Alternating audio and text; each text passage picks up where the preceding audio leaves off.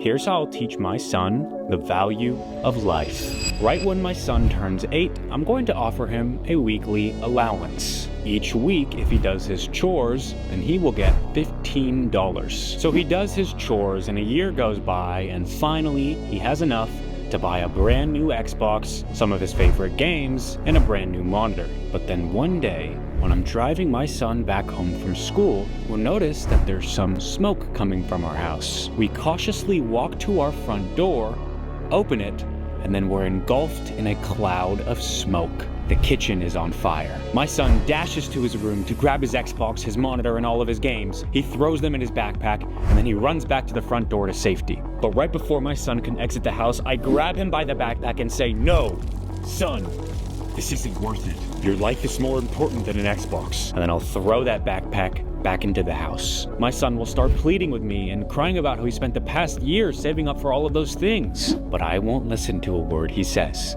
and will stand outside as we slowly watch the house burn down. 40 minutes pass, and all that is left on the property is a pile of ashes. After my son sees the destruction, he'll realize that his life, in fact, was more important than any of these materialistic goods.